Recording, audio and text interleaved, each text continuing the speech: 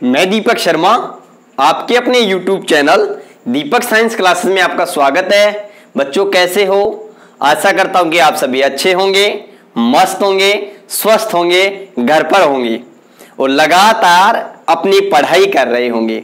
तो बच्चों इससे पहले वाली क्लास के अंदर हमने बात की थी प्रकाश के गुणों के बारे में और प्रकाश की प्रकृति के बारे में कि जो प्रकाश की प्रकृति होती है वो द्वैत प्रकृति होती है, अर्थात प्रकाश की कणीय प्रकृति भी होती है और प्रकाश की तरंगीय प्रकृति भी होती है।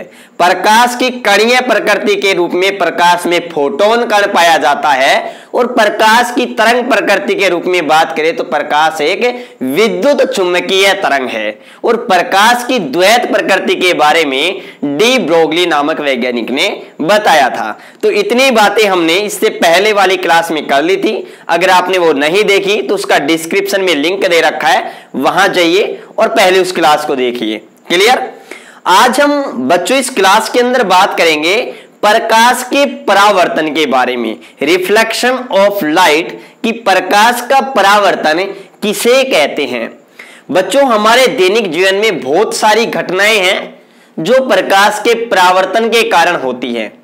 जैसे हम सुबह उठते हैं तो हम जिस शीशे के अंदर अपना चेहरा देखते हैं तो बच्चों वो शीशा होता है एक समतल दर्पण। क्या होता है? समतल दर्पण। और समतल दर्पण में हम अपना प्रतिबिंब देखते हैं, हम अपना चेहरा देखते हैं। हमारे जो प्रतिबिंब देखते हैं वो भी किस घटना के कारण ही देख पाते हैं? परावर्तन के कारण। अगर आप किसी भी व्यक्ति को या वस्तु को अगर आप देखते हो दैनिक जीवन में, मैं आपको देख रहा हूं, आप मेरे को देख रहे हो, हालांकि माध्यम ये एक मोबाइल का यूट्यूब का जरिए हो गया, लेकिन अगर आप दैनिक जीवन में कोई भी वस्तु को, किसी भी व्यक्ति को अगर देख पा रहे हो तो किस घटना के कारण देख पा रहे हो? प्रकाश के परावर्तन के बारे में। तो प्रकाश का परावर्तन हमारे दैनिक जीवन में बहुत ही महत्वपूर्ण है। ठीक है बच्चों, आज हम इस क्लास के अंदर बात करेंगे परावर्तन किसे कहते हैं और परावर्तन के क्या नियम हैं। हमारे बोर्ड एग्जाम में क्वेश्चन की शुरुआत यहीं से होती है। हमसे क्वेश्चन पूछा जाता है कि प्रकाश का परावर्तन किसे कहते हैं एवं इसके नियम लिखिए। तो इसका जवाब हमें क्या देना है? जितना जवाब हमसे पूछा जाता है, जितना हमसे पूछा जाता है हमें उतना ही लिखना है। ठीक है ना? मैं आपको बताता चलूंगा, साथ में ये पूछता है तो कहां तक लिखना है। ठीक है ना? और आप नोट्स वगैरह मैं आपको यहां अच्छे से उतरा रहा हूं, वैसे के वैसे आप अपनी नोटबुक में नोट करते रहिए। तो आज बात करते हैं प्रकाश का परावर्तन किसे कहते हैं। ध्यान से समझिएगा बच्चों। देखो ये मेरे पास में एक कांच की सतह है और आपको पता है कि कांच क्या होता है? पारदर्शी होता है। इसलिए अगर मैं प्रकाश की किरण डालूंगा तो वह क्या हो जाएगा? आर पार गुजर जाएगा। क्या हो जाएगा? आर पार गुजर जाएगा। क्यों? क्योंकि ये कांच है, पारदर्शी है, प्रकाश क्या गुजर जाएगा? आर पार गुजर जाएगा। लेकिन यदि मैं इस कांच की एक सतह पर क्या कर दूं? मैं पॉलिश कर दूं। क्या कर दूं बच्चों? पॉलिश कर दूं। ये मैंने क्या कर दी? इस कांच की एक सतह पर पॉलिश कर दी। अब आप कहोगे कि ये सर पॉलिश किसकी की? तो ये मैंने क्या कर दी? पॉलिश। और पॉलिश सामान्यतः रजत धातु की करते हैं। किसकी करते हैं? रजत धातु की। ये बात भी अगर आप नॉलेज के तौर पर रखना चाहते हो तो याद रखना, या तो अपन रजत धातु की क्या करते हैं? पॉलिश करते हैं, या फिर हमें AgNO3 की क्या करते हैं? पॉलिश करते हैं। इस AgNO3 को सिल्वर नाइट्रेट कहते हैं। और बच्चों मार्केट में ये लूनर कास्टिक के नाम से फेमस है। किसके नाम से? लूनर कास्टिक के नाम से फेमस है। हालांकि ये कॉम्पिटिटिव एग्जाम में क्वेश्चन पूछ लिया जाता है कि समतल दर्पण पर किस यौगिक की पॉलिश की जाती है, तो क्या बताओगे आप? AgNO3 सिल्वर नाइट्रेट, जिसे लूनर कास्टिक कहते हैं। और बच्चों इसका उपयोग है ना वो एमिट स्याही, चुनावी स्याही, जब आप कभी चुनाव के अंदर, इलेक्शन के अंदर वोट डालने जाओगे, तो जब आप वोट डालने जाओगे, अभी तो आपकी उम्र नहीं हुई है, जब वोट डालने जाओगे तब वोट डालने के बाद में आपकी चिटली अंगुली है, इस पर एक स्याही का निशान लगाया जाता है। वो स्याही भी किसकी बनाई होती है? लूनर कास्ट की, जिसे हम एमिट स्याही या चुनावी स्याही कहते हैं। आपको इस पर ज्यादा ध्यान नहीं देना है, बस आप तो ये याद रखिएगा रजत धातु की पॉलिश करते हैं और इस रजत धातु की पॉलिश को सुरक्षित रखने के लिए, संरक्षित रखने के लिए लाल कलर का पेंट सा कर देते हैं। अपने घरों के अंदर जो शीशा होता है ना, समतल दर्पण, उसकी कभी फ्रेम पीछे से देखना, उस पर एक लाल रंग की सी, एक थोड़ी लाल रंग की सी एक पॉलिश सी मिलेगी, तो उसके अंदर रजत धातु की पॉलिश होती है और उसको लाल रंग से संरक्षित किया जाता है। क्लियर? तो देखो हम यहां बात कर रहे हैं, तो मैंने यहां, अब देखो, अब अगर मैं इस कांच के शीशे पर इस साइड में अगर मैंने पॉलिश कर दी, तो बच्चों ये सतह है ना, ये सतह कैसी बन गई? परावर्तक सतह। कौन सी सतह बन गई? परावर्तक सतह। परावर्तक सतह का मतलब यह है, अगर मैं अब इस साइड से अगर कोई प्रकाश डालूंगा तो वो टकरा करके वापस इस साइड नहीं जाएगा, इसके आर पार नहीं जाएगा, बल्कि वापस से क्या हो जाएगा? परावर्तित हो जाएगा। जब मैं क्या डालूंगा? प्रकाश डालूंगा। समझ रहे हो ना? तो देखो प्रकाश का परावर्तन क्या होता है बच्चों? प्रकाश का परावर्तन होता है कि जब प्रकाश की किरण को, ध्यान से समझिएगा, जब प्रकाश की किरण को किसी परावर्तक सतह, ये परावर्तक सतह दर्पण भी हो सकती है। देखो दर्पण भी ऐसे ही बनता है, जब कोई कांच होता है, उस कांच की अगर मैं एक साइड में पॉलिश कर दूं तो वो क्या बन जाता है? दर्पण बन जाता है। तो ये परावर्तक सतह दर्पण भी हो सकती है। दूसरी बात, ये परावर्तक सतह चिकनी भी हो सकती है। तीसरी बात, ये परावर्तक सतह खुरदरी भी हो सकती है। समझ गए ना?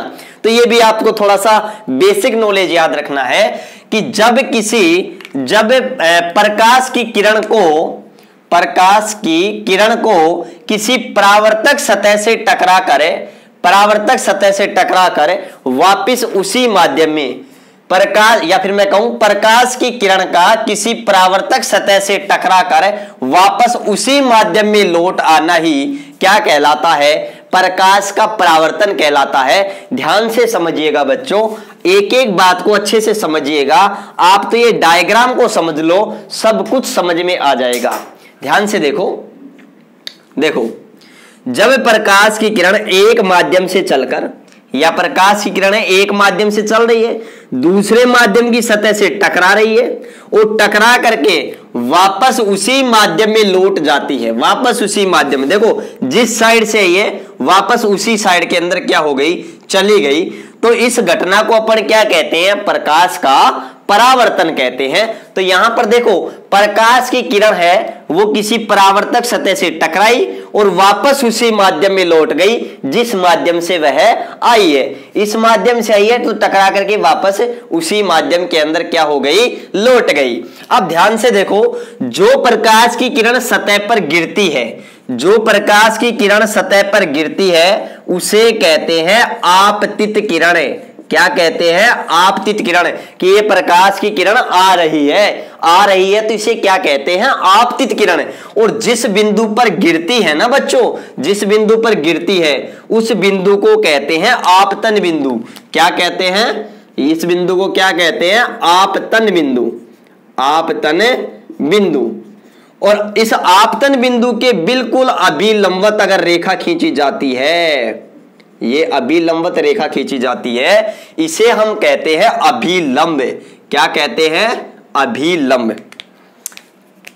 इसे हम कहते हैं अभिलंब। अभिलंब।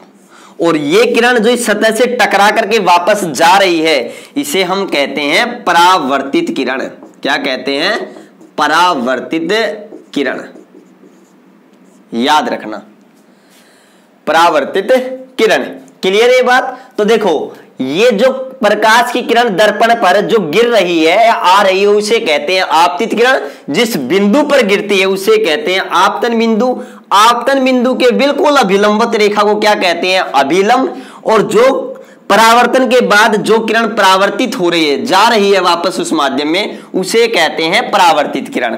अब यहां पर एक और बहुत अच्छी बात है कि जो हमारे पास में आपतित किरण और अभिलंब, आपतित किरण और अभिलंब के बीच बने कोण को हम क्या कहते हैं? आपतन कोण I कहते हैं। और परावर्तित किरण और अभिलंब के बीच बने कोण को हम क्या कहते हैं? परावर्तन कोण R कहते हैं। और याद रखना, परावर्तन की घटना में हमेशा आपतन कोण का मान परावर्तन कोण के क्या होता है? हमेशा बराबर होता है। क्या होता है? बराबर होता है। ध्यान से समझिएगा बच्चों कि जो हमारे पास देखो भाई कोण बनेगा तो अभिलंब के साथ बनेगा, आ से आपतित किरण, आ से आपतन कोण। अगर आपतित किरण अभिलंब के साथ कोण बना रही है तो उसको बोलते हैं हम आपतन कोण। और अगर परावर्तित किरण अभिलंब के साथ जो कोण बना रही है उसे बोलते हैं परावर्तन कोण। क्लियर है बात? तो ये बात हो गई हमारे पास में परावर्तन किसे कहते हैं। अगर आपको एग्जाम में क्वेश्चन पूछा जाता है परावर्तन किसे कहते हैं तो केवल ये परिभाषा लिखनी है, उसके बाद में केवल ये डायग्राम बनाना है। क्लियर? ये चित्र बनाना है, चित्र को नामांकित करना है। एक एक बात बतानी है कि यहां पर जैसे मैं कहूं कि यहां पर मेरे पास में ये ए और ओ है, ये ए ओ आपतित किरण है और ओ बी यहां पर मेरे पास में क्या है? परावर्तित किरण है। और ओ एन यहां पर मेरे पास में क्या है? अभिलंब है। आप यहां नीचे अलग टाइप से भी लिख सकते हो, लेकिन आपको लिखने की जरूरत नहीं है, आप यहीं पर ही इंडिकेट कर दो, वो सबसे ज्यादा बेस्ट होगा। क्लियर है बात? अब ध्यान से समझिएगा, दूसरा क्वेश्चन आपसे पूछा जाएगा कि परावर्तन के नियम किसे कहते हैं? परावर्तन के नियम लिखिए। तो बच्चों परावर्तन के दो नियम होते हैं। पहला नियम हमेशा इस आपतन कोण I का मान परावर्तन कोण के क्या होगा? बराबर होगा। आपतन कोण I का मान परावर्तन कोण R के क्या होगा? हमेशा बराबर होगा। यह परावर्तन का कौन सा नियम है? पहला नियम, कि आपतन कोण का मान हमेशा परावर्तन कोण के बराबर होता है। अर्थात आप ऐसे लिख सकते हो कोण I इक्वल कोण R, आपतन कोण बराबर है परावर्तन कोण के। क्लियर? दूसरा नियम ध्यान से समझो, दूसरा नियम क्या है? दूसरा नियम को आप ऐसे समझो कि आप ये मान के चलो, ये तरीके से ये एक तल है और इस तल पर ही, अगर मैं आपको अच्छे से बताऊं, इस तल पर ही देखो, ध्यान से समझिएगा, इस तल पर ये आपतित किरण है, ये आपतित किरण है और ये क्या हो रहा है? परावर्तित किरण है। ध्यान से समझिएगा, ऐसे समझिएगा, ये तल है तल, और इस तल पर देखो ये आपतित किरण है और ये क्या है? परावर्तित किरण है। और ये आपके पास में क्या हो गया? अभिलंब हो गया।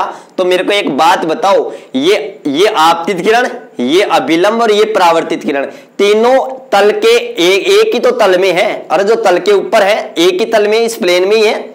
समझ गए ना? तो इस बात को ध्यान रखना। दूसरा नियम क्या है कि आपतित किरण, अभिलंब और परावर्तित किरण तीनों एक ही तल में क्या होते हैं? स्थित होते हैं। देखो ये तीनों एक ही तल में स्थित होते हैं, आपतित किरण, परावर्तित किरण और अभिलंब। ये परावर्तन के क्या हो गए? नियम हो गए। केवल आपको परावर्तन के दो नियम लिखने हैं। अब देखो थोड़ा सा एक्स्ट्रा नॉलेज, जो हमारे चाहे राष्ट्रीय प्रतिभा खोज परीक्षा हो चाहे ओलंपियाड हो, उनके अंदर ये छोटे मोटे क्वेश्चन पूछ लिए जाते हैं और ये हमें बेसिक नॉलेज होना भी चाहिए। ठीक है ना? मैं आपको यहां पढ़ने के बाद में आपको बुक की रीड करने की भी जरूरत नहीं पड़ेगी। मैं एक एक चीज को बिल्कुल बारीकी से अच्छे से कवर करते हुए आगे बढ़ रहा हूं। अब ध्यान से समझिएगा, पहला नोट क्या है कि जो परावर्तन के जो ये नियम है ना, दोनों नियम याद रखना, ये दोनों के दोनों नियम सभी प्रकार के परावर्तक पृष्ठों पर क्या होते हैं? लागू होते हैं। मतलब सभी प्रकार के परावर्तक पृष्ठों पर लागू होते हैं, चाहे वो परावर्तक पृष्ठ कैसा हो? समतल हो, चाहे वो परावर्तक पृष्ठ कैसा हो? गोलीय हो, और गोलीय के अंदर हम आगे पढ़ेंगे चाहे वो अवतल हो और चाहे वो कैसा हो? उत्तल हो। मतलब सभी के अंदर हम आगे पढ़ेंगे समतल दर्पण, गोलीय दर्पण, अवतल। गोलीय दर्पण को फिर हम दो भागों में बांट देंगे, एक अवतल दर्पण और एक उत्तल दर्पण। ठीक है? तो कैसे भी पृष्ठ हो, उन सभी के अंदर ये परावर्तन के दोनों नियम क्या होंगे? लागू होंगे बच्चों। और दर्पणों के अंदर भी क्या होता है? प्रकाश का परावर्तन ही होता है। याद रखिएगा, समझ गए? उसके बाद में अगर मैं आगे बात करूं बच्चों, तो दूसरा नोट क्या है हमारे पास में कि जो प्रकाश का जो परावर्तन होता है, याद रखिएगा इस प्रकाश के परावर्तन में जो हमारे पास में आपतित प्रकाश की जो आवृत्ति होती है, ये जो प्रकाश आ रहा है इसकी जो आवृत्ति है, इसकी जो चाल है, इसकी जो तरंग दैर्ध्य है, चाहे इसकी फ्रीक्वेंसी की बात करूं, चाहे इसकी स्पीड की बात करूं, चाहे इसकी वेवलेंथ के बारे में, तरंग दैर्ध्य के बारे में बात करूं, ये हमेशा बदलती नहीं है, अपरिवर्तित रहती है, इसमें कोई परिवर्तन नहीं आता है। लेकिन परावर्तन की घटना में जो हमारे पास में ये परावर्तित किरण है, इस परावर्तित किरण की यह जो तीव्रता है, या मैं कहूं ये, यहां पर मैं ये कहूं, आपको कैसे भी पूछ ले, आपको तो एक बात याद रखना है, परावर्तन की घटना में जो आपतित प्रकाश की आवृत्ति, चाल,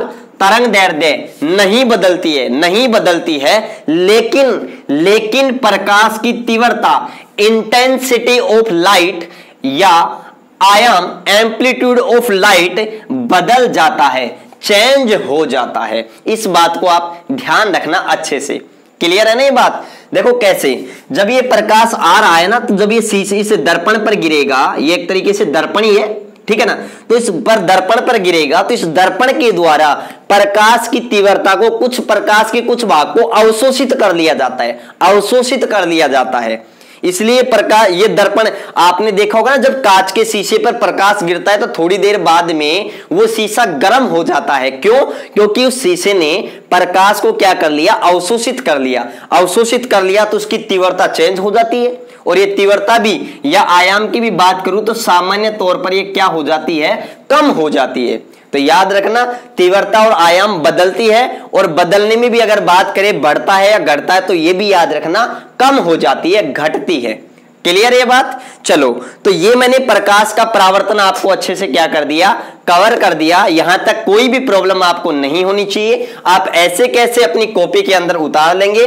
उसके अलावा एक बात और याद रखना आप, इससे अगली क्लास में हम बात करेंगे दर्पणों के बारे में, समतल दर्पण के बारे में। क्लास पसंद आई तो ज्यादा से ज्यादा लाइक करें, शेयर करें, अपने मित्रों को फ्रेंड सर्किल के अंदर शेयर करें। मिलते हैं अगली क्लास में, तब तक आप सभी का बहुत बहुत धन्यवाद।